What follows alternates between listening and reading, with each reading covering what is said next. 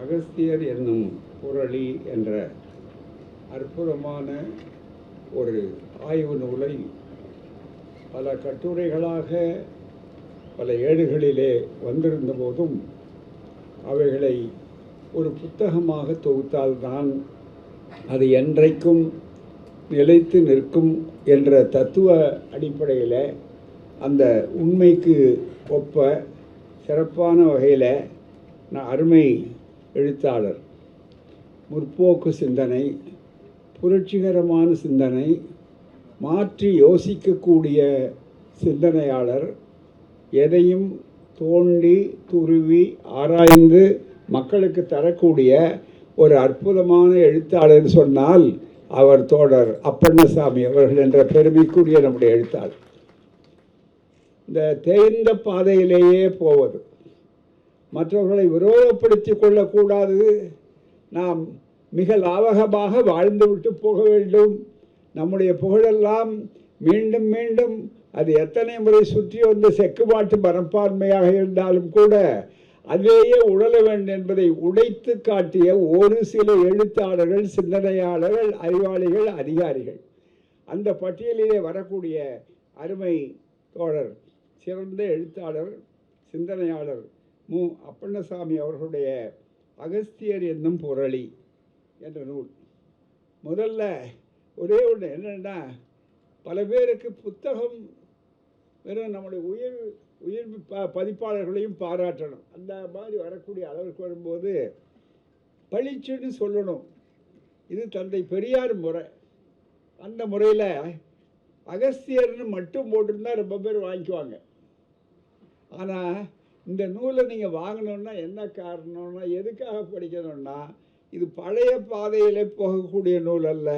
இது நீங்கள் வேண்டுமானால் இப்போ ஈரோட்டு பாதையில் சொல்லிக்கொள்ளலாம், புதிய பாதையிலே இருக்கக்கூடியது என்பதற்காகத்தான் தலைப்பே அகஸ்தியர் என்னும் புரளின்னு போட்டார். அதுதான் மிக முக்கியம்.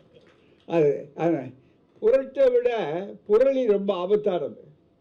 அகஸ்தியர் புரட்டுன்னு போடலாம், ஆனால் புரட்டுன்னு சொன்னால் பொய்மைன்னு மட்டும், புரளின்னா அவனோட போகாது, உலகம் பூரா பரப்புவது தான். ஆகவே இந்த தலைப்புக்காகவே முதல்ல ஆசிரியரை வெகுவாக முதல்ல பாராட்டுறோம். ஏன்னா நாங்கள்லாம் கூட பத்திரிகைக்காரர்களானா எங்களுக்கு தலைப்பு ரொம்ப மிக முக்கியம்.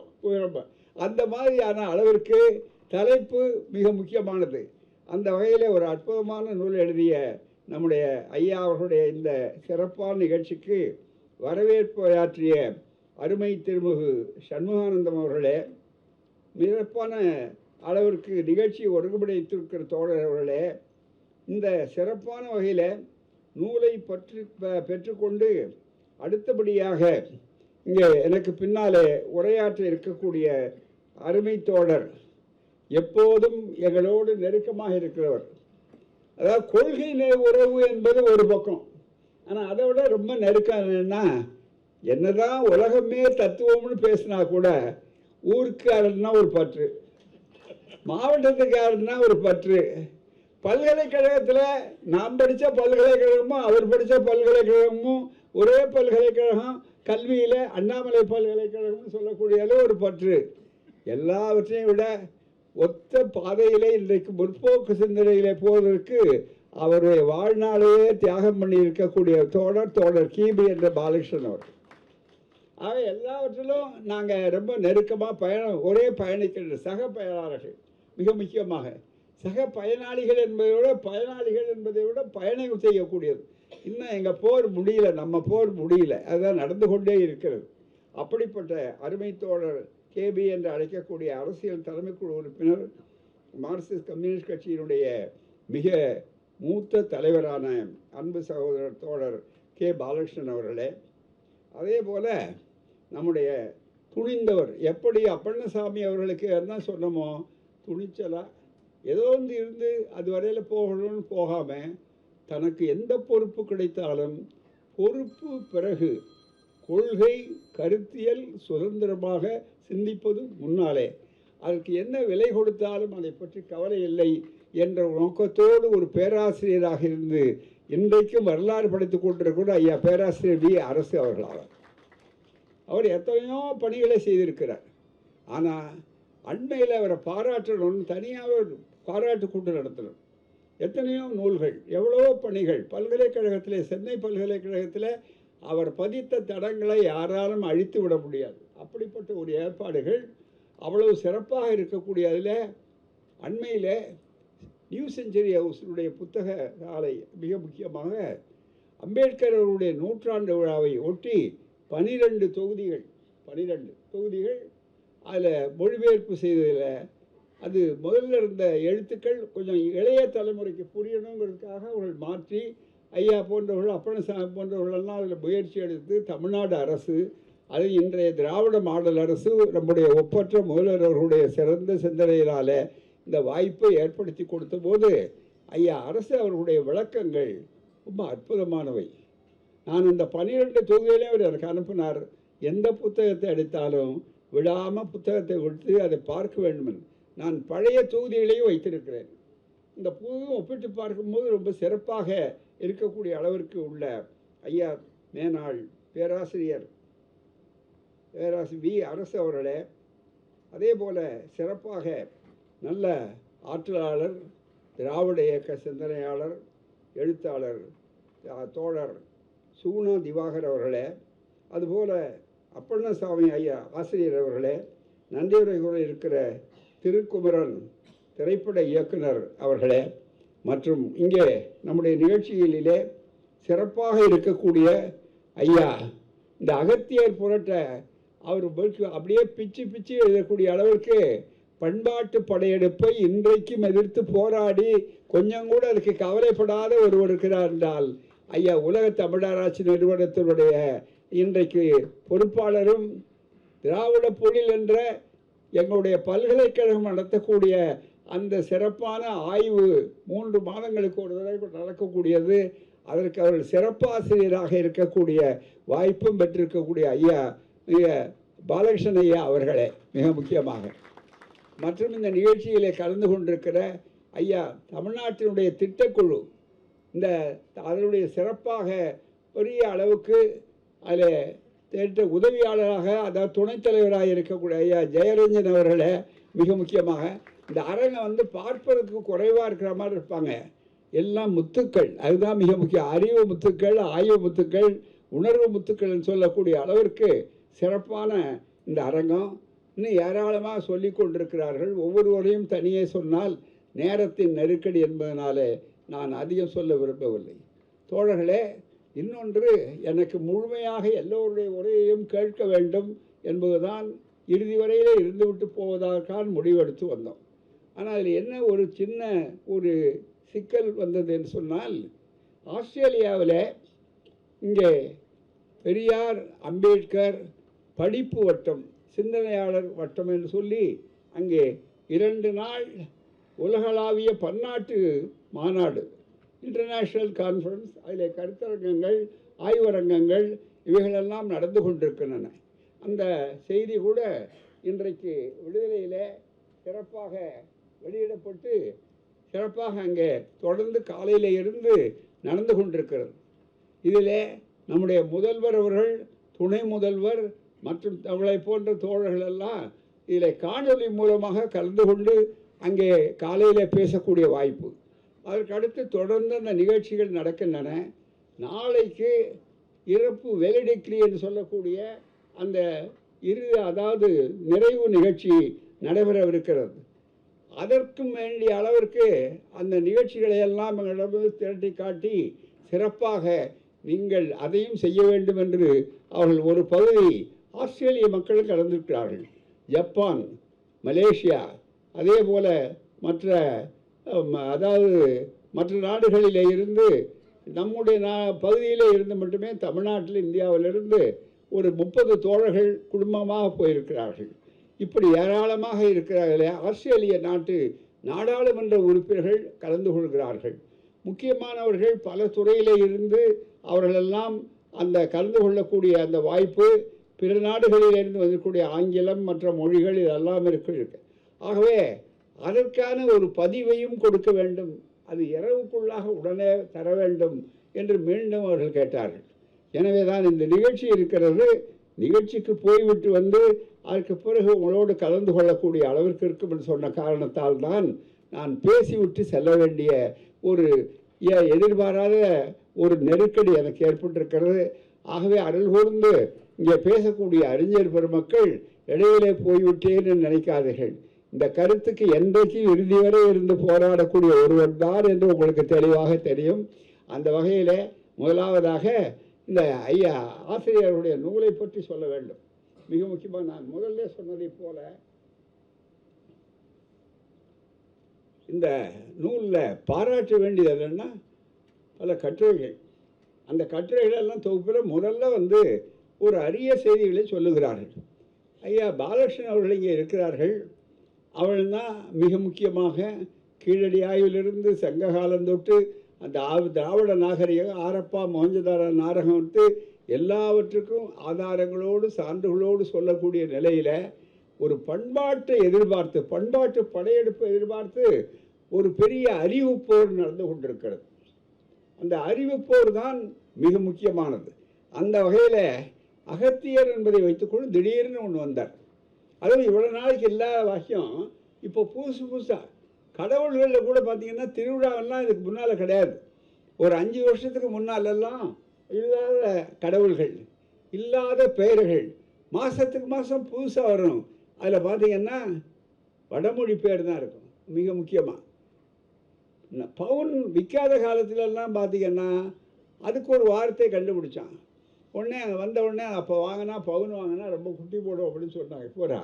இப்போ எல்லோரும் வாங்குறது யோசனைப்பட்டா விலை அதிகமாக போச்சு அப்படின்னு சொல்லக்கூடிய அஷே திருதி அப்படின்னு போட்டு. ஆக இந்த மாதிரி எனக்கு புரியாது. ஒரு 10 வருஷங்களுக்கு முன்னால் அது கிடையாது. அதே மாதிரி 50 வருஷத்துக்கு முன்னால் எல்லாம் இருக்குது. வேண்டுமென்று அதை செய்வது தான் இன்றைக்கு ஆர்எஸ்எஸ் போன்ற பல அமைப்புகள் வெளிப்படையாக ஒரு பண்பாட்டு புரட்சியை, அவர்கள் பண்பாட்டு படையெடுப்பை நடத்தி கொண்டிருக்கிறார்கள். அதை எதிர்த்து எந்த ரூபத்தில் வந்தாலும் அறிவுபூர்வமாக நம்முடைய உரிமையை நாம் காப்பாற்ற வேண்டும். அது நம்முடைய உரிமை என்பதை விட உண்மையை நிலைநிறுத்த வேண்டும் என்பதுதான் அதிலே மிக முக்கியமானது.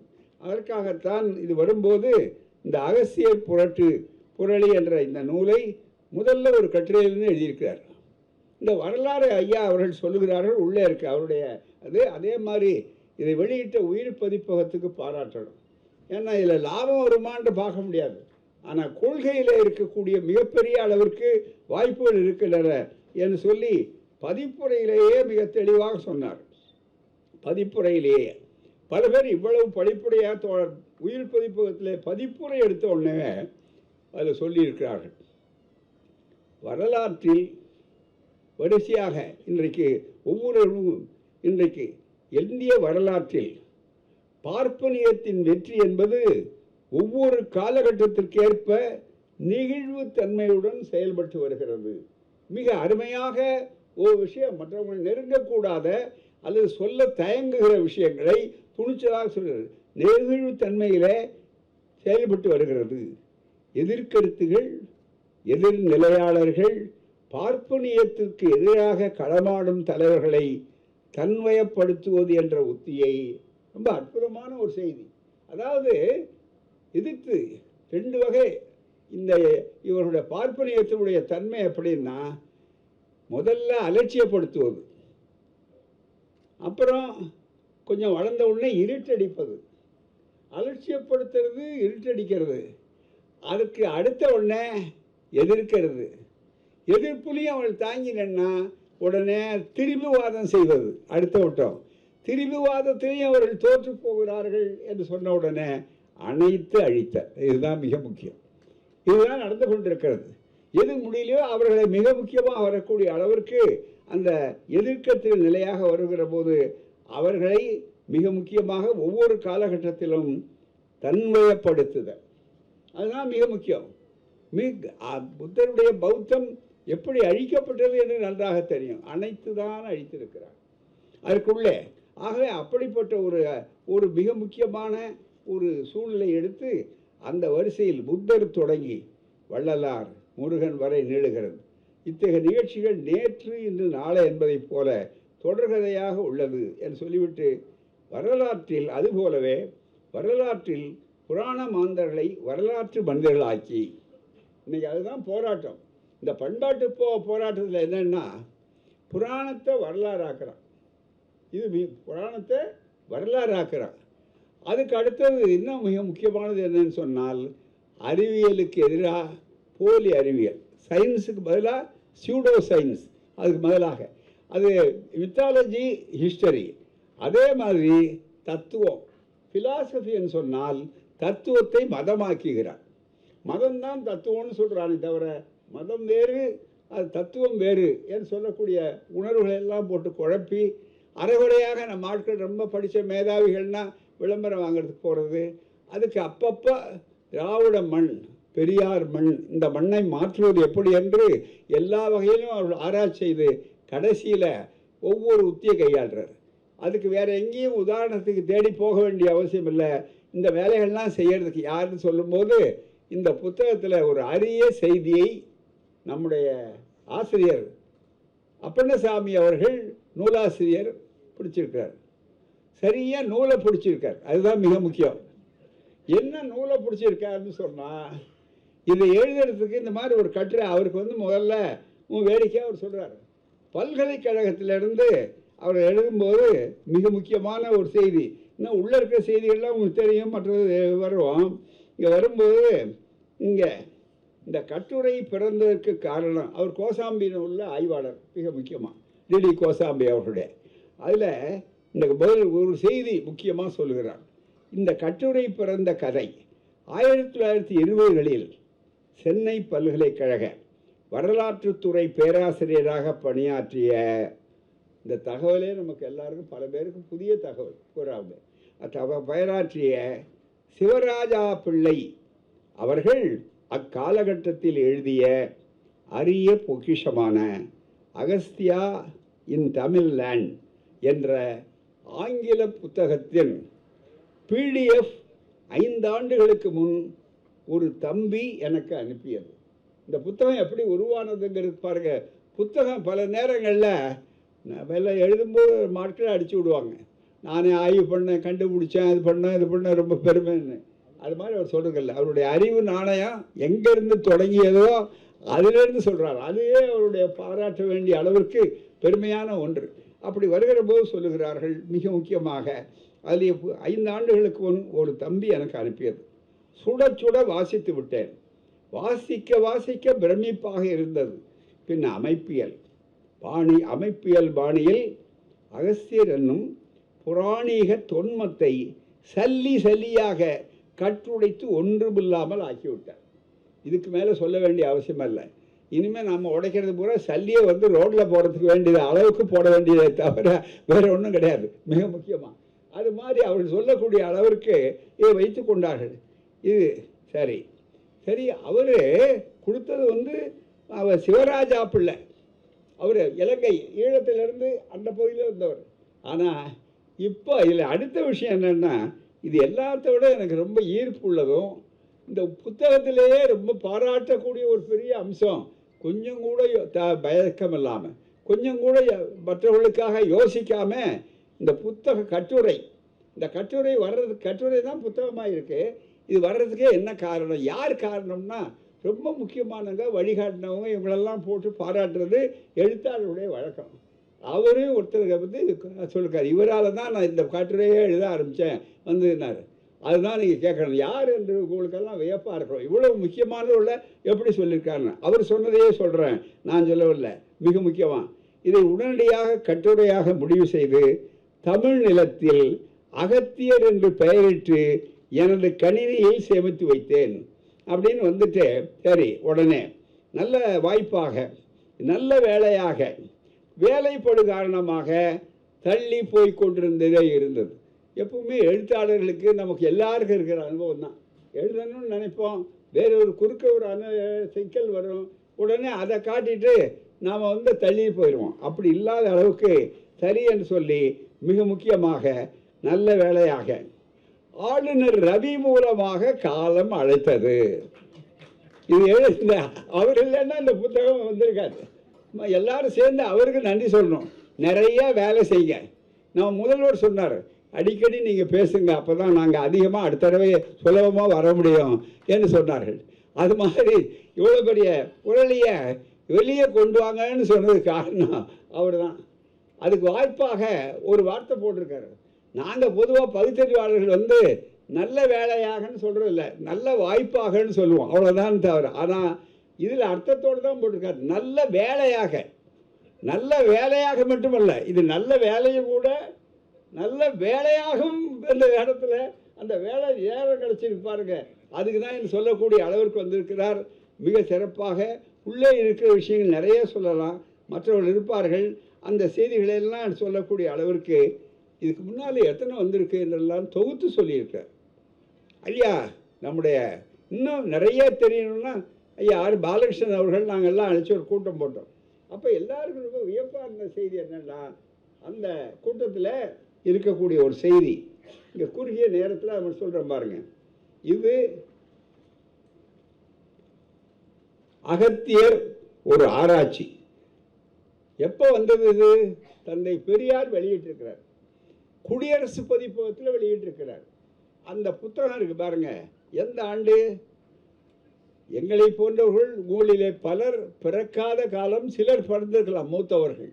ஆகவே 1931 வெளியான நூல், முதல் நூல் அகத்தியர் ஒரு ஆராய்ச்சி. அவ்வளோதான். அவர் கூட இப்போ ஒன்றே புரட்டு புரளியெல்லாம் போடல, ஒரு ஆராய்ச்சி. ஏன்னா அன்றைக்கே ஒரு நம்ம யார் எழுதுனது? பேராசிரியர் நமச்சிவாய முதலியார் அவர்கள். இந்த ஜாதி பட்டம் போடலாமான்றது அப்புறம், அவர் காலத்தில் அப்படியே என்ன பேர் இருந்ததோ அதை தான் நம்ம எடுத்து சொல்லணும். பூராமே நமச்சிவாயம்னா ஓம் நமச்சிவாயமா இந்த ஒரு நமச்சிவாயமானு தெரியாது. ஆக நமக்கு மிக முக்கியமாக நமச்சிவாயம் நமச்சிவாய முதலியார் அவர்கள் எழுதுந்து பெரியார் 2 நாவுக்கோ 4 நாவுக்கோ போட்டிருந்தார். அதில் அது முக்கியமாக அதை எடுத்து மறுபடியும் அவர் சொன்ன மாதிரி இந்த மாதிரி ரவிக்கள் வந்துகிறார்கள் சொன்ன உடனே அது வாய்ப்பாக எடுத்து நாங்கள் மறுபடியும் அச்சு போடுறதுக்கு அளவுக்கு ஒரு பெரிய கருத்தரங்கத்தை ஐயாலாம் வந்தார். அது பேசி அது ஒரு பெரிய நூலாக இருக்குது. அப்படிப்பட்ட அளவிற்கு இதில் பல கருத்துக்கள். அகத்தியர் புரட்டுன்னு சொன்னோம், பண்பாட்டு படையெடுப்பின் உச்சம், இந்த நூல்கள் பூராமே இதெல்லாம் கிடைக்கிறது பூராமே.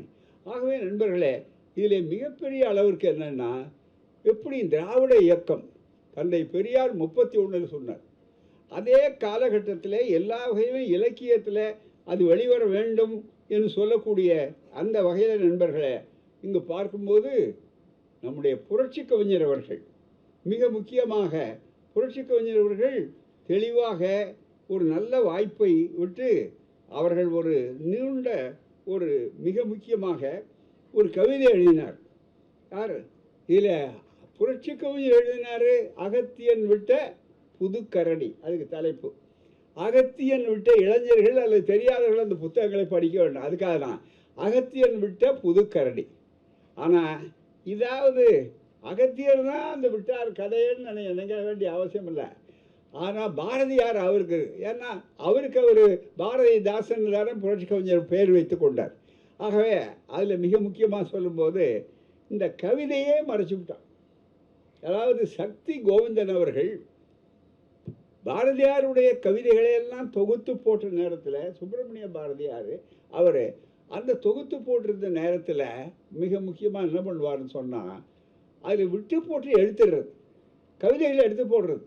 உதாரணமாக ஒரு உதாரணம் சொல்லணும்னா, பின்னால் வரும்போது உள்ள பாட்டு ஏவிஎம் அவர்கள் ஒரு திரைப்படம் எடுத்தார். இயக்குனரெல்லாம் அங்கே இருக்காங்களே, அது தெரியணும். அந்த திரைப்படத்தில் மிக முக்கியமாக நாம் இருவர்னு நினைக்கிறாரு பூராமே, அதில் ஆடுவோமே பள்ளு பாடுவோமே பாட்டு இடையில வச்சுருப்பாங்க, டி.கே. பட்டம்மாள் பாடியிருப்பாங்க பூராமே. அதில் இந்த ஆனந்த சுதந்திரம் அளந்து விட்டோம் என்று ஆடுவோமே பள்ளு பாடுவோமேனெல்லாம் பாடி நடனம் வரும் பூராமே. அந்த இடத்துல பார்ப்பானை ஐயர் என்ற காலமும் போச்சு, வெள்ளை பரங்கியை துரை என்ற காலமும் போச்சேன்னு 2 வரி வரும். அந்த வரி இருக்காது அதில், அது இல்லாமல் தான் பாட்டு பாடியிருப்பாங்க. அதில் பூராமே பாரதியாருக்கே சென்சார், அதுதான் மிக முக்கியமானது. யார் அவங்க சென்சார் போர்டில் கட் பண்ணல, இவங்களே போட்டு அதை நீக்கினாங்க. அதை ரொம்ப அழகாக நம்முடைய கலைஞர் அவர்கள் தூக்கு மேடையில் ஒரு சீன் வரும், இதை அப்படியே வச்சார். அதுதான் மிக முக்கியம். இளைய தலைமுறை தெரிந்து கொள்ளும் திரைப்படத்தை அவர்கள் எப்படி பயன்படுத்தினார்கள் என்பதற்கு தூக்கு மேடை நாடகத்தில், அதுதான் நாடகம்தான் பின்னால் வந்து அது மிக முக்கியமாக வந்தது. அந்த நாடகத்தில் ஒரு சீன் வந்து இதை பாட வைப்பார் எம்.ஆர். ராதா. அது மிக முக்கியமாக அவர் தான் அபிநய சுந்தர முதலியார்னு நமக்கு இந்த கல்விக்கு எதிராக ரொம்ப வைதிகர்களாகவும் வேட்டு போட்டு ரொம்ப சிறப்பாக நடிகர்கள் அவர்கள் அந்த காட்சியை நடத்துவார். அவருடைய இதில் பாடு பொழுது வேகமாக அது போட்டுவான் பூராமே. அந்த பாட்டு இவர் வந்து வைதிகர், அவர் வந்து ஒரு பெரிய ஹாஸ்டல் அவர் கீழே, அதில் ஒரு மாணவர். அந்த விழா நடக்குது. விழா நடக்கும்போது பாரதியார் பாட்டு போடுங்க அப்படின்னாரு. உடனே ஆடுவோமே பள்ளு பாடுவோமேன்னு பாட்டு பாடிட்டு இருக்கும்போது டக்குன்னு இந்த 2 வரி அதில் பாடுவாங்க பூரா.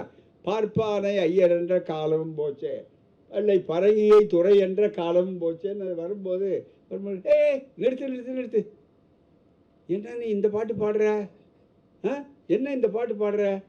ஐயா பாரதியார் எழுதின பாட்டு நான் கேட்கல, பட்டம்மா பாடின பாட்டு பாடு, அதுதான் ரொம்ப மிக முக்கியம் அப்படின்னு கேட்பார். அதுதான் மிக முக்கியமான அளவிற்கு, இந்த மாதிரி வரக்கூடிய அளவிற்கு பாரதியார் பாட்டில் கூட இந்த கற்பனைகள் கண்டிக்கப்பட்டிருக்கின்றன.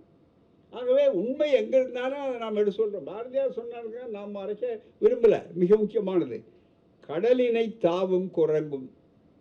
நல்லா நினச்சி பாருங்க, அனுமார் கடலினை தாவும் குரங்கும் மின் கலனில் பிறந்ததோர் செவிதழ் பெண்ணும் வடமலை தாழ்ந்ததினாலே தெற்கில் வந்து சமன் செய்யும் குட்டை முனியும்.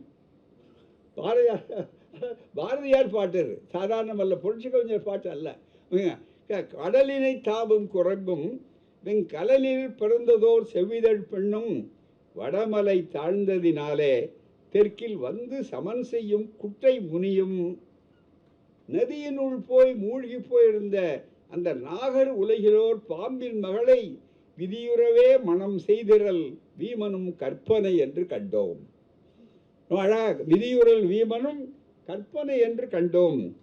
ஒன்று மற்றொன்றை பழிக்கும், ஒன்றில் உண்மையென்று ஓதி மற்றொன்று பொய்யென்னும் நன்கு புராணங்கள் செய்தார், அதில் நல்ல கவிதைகள் பல தந்தார். அவ்வளோதான். அந்த புராணம், நான் புராணத்தை ஏற்றுக்கலையா கவிதையை ஏற்றுக்கிறேன்னு சொல்கிற மாதிரி அந்த கட்சியில் கவிதைகள் பொய் என்று கண்டோம், கதைகள் பொய் என்று கண்டோம். கதைகள் பொய் என்று கண்டோம், புவிதனில் வாழ்நெறி காட்டி நன்மை போதிக்கும் கட்டுக்கதைகள் அவைதான். எனவே இந்த கட்டுக்கதைகளை இன்றைக்கு வியாபாரம் செய்து கொஞ்சம் கொஞ்சம் துளிர் விட்டிருக்கக்கூடிய நம்முடைய இளைய தலைமுறையெல்லாம் ஆக வேண்டும் என்று சொல்லக்கூடிய அளவிற்கு இன்றைக்கு ஆய்த்து விட்டுவார். ஆகவே தான் இது போன்ற நூல்கள் ஏராளம் எழுத வேண்டும். ஐயா அரசு போன்றவர்கள், அதே போல் அப்பண்ணசாமி மட்டுமல்ல, நிறைய அறிஞர்கள் அவை, இது நல்ல அறிஞர்கள் அவை. நீங்கள் என்ன செய்ய வேண்டும் என்றால், முதல்ல ரொம்ப ஆபத்தானது என்னவென்றால் வேற ஒன்றும் இல்லை, தந்தை பெரியார் அடிக்கடி சொன்னதை நான் பல மேடைகளில் விடாமல் சொல்லி கொண்டு வருவது வழக்கம், என்னுடைய வழக்கம். அந்த அடிப்படையில் பார்க்கும்போது தோழர்களே, அரசியல் பண்பாடு என்பது கையில் போட்ட விலங்கு. அரசியல் படையெடுப்பு என்பது கையில் போட்ட விலங்கு, பழிச்சுன்னு தெரியும். பொருளாதார பண்பாடு படையெடுப்பு என்பது இருக்கிறது, பொருளாதார படையெடுப்பு அது காலில் போட்ட விலங்கு. பண்பாட்டு படையெடுப்பு இருக்கிறது, அது மூளையில் போட்ட விலங்கு. இதில் ரொம்ப ஆபத்தான விலங்கு எது என்றால் அந்த மூளையில் போட்ட விலங்கு தான். இது ரெண்டும் கையில் தெரியும், தடுக்கும், கீழே விழுவோம், இந்த விலங்கை உடைக்கணுங்கிற எண்ணம் ஏற்படும். ஆனால் மூளையில் போட்ட விலங்கை புரிந்து கொள்ள முடியாது. அதை பெரியாரின் கைத்தடி போன்றவைகள் தான் இந்த விலங்கை உடைக்க முடியும். அந்த சிந்தனைகள் வரணும். நமக்கு யார் மீதும் கோபம் கிடையாது, யார் மீதும் தனிப்பட்ட முறையிலே வெறுப்பு கிடையாது.